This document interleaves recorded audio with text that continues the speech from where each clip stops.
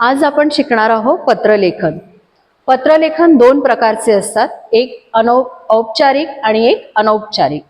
औपचारिक पत्रलेखन हे आपण कार्यालयीन किंवा व्यावसायिक कामकाजानिमित्त ज्यांना पत्र पाठवत असतो त्यांना ते पत्र लिहायचं असतं. आणि दुसरं असं अनौपचारिक पत्र म्हणजे आपल्या जवळच्या लोकांना किंवा मित्र मैत्रिणींना किंवा आई वडिलांना पत्र पाठवतो त्यांना म्हणतात अनौपचारिक पत्र. औपचारिक पत्रामध्ये आपण मागणी पत्र, विनंती पत्र आणि अभिनंदन पत्र या प्रकारचे पत्र लिहू शकतो. आणि नंतर अनौपचारिक मध्ये अभिनंदन पत्र किंवा कौटुंबिक पत्र.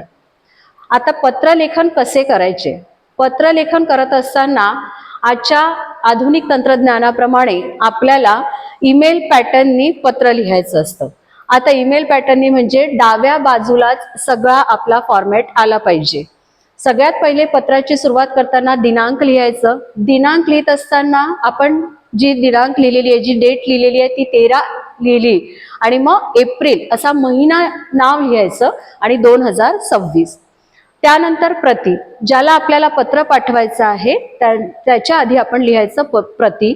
नंतर माननीय, समजा आपण क्रीडा साहित्याची मागणी करायची आहे शाळेसाठी तर त्यांना लिहित असताना आपण त्या दुकानदाराला लिहायचं आहे जर आपल्याला तर लिहायचं माननीय व्यवस्थापक.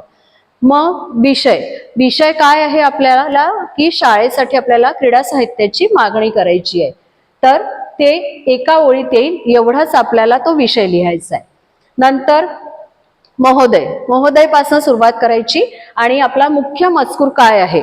आता मुख्य मजकूर लिहित असताना 2-3 गोष्टी आवश्यक लक्षात ठेवायच्या. त्या म्हणजे मी अबक शाळेचा विद्यार्थी प्रतिनिधी या नात्याने आपणास मुख्याध्यापकांच्या परवानगीने पत्र लिहित आहे. या 2-3 ओळी अगदी लक्षात ठेवायच्या आणि त्यांनीच ती सुरुवात करायची. त्याच्यानंतर मग सगळं पत्र लिहायचं. क्रीडा साहित्याची मागणी करायची तर आपल्याला कोणाकडून कशासाठी क्रीडा साहित्य हवंय, स्पोर्ट्सचं सामान कोणाकडून घ्यायचं आहे ते लिहायचं. आणि त्याच्यानंतर सगळं आपण लिहिल्यानंतर त्याची एक यादी तयार करायची की आपल्याला काय काय हवं आहे. नंतर शेवट करताना आपला किंवा आपली विश्वासू किंवा कृपाभिलाषी असे शब्द वापरायचे. त्याच्यानंतर नाव जर आपल्याला पत्रलेखनाच्या विषयात दिलं असेल तर ते नाव लिहायचं, नसेल दिलं तर अबक लिहायचं आणि ब्रॅकेटमध्ये म्हणजे कंसामध्ये आपल्याला विद्यार्थी प्रतिनिधी असं लिहिणे आवश्यक आहे. नंतर इथे डाव्या साईडला आपला पत्ता लिहायचा. तो पत्ता लिहिल्यानंतर खाली ईमेल आय डी लिहिणं आवश्यक आहे. जर आपण एखादं नाव लिहिलेलं असेल तर त्याचा ईमेल आय डी लिहायचा.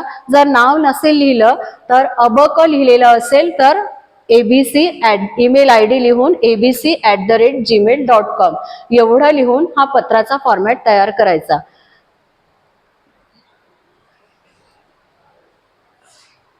मग एक्झाम्पल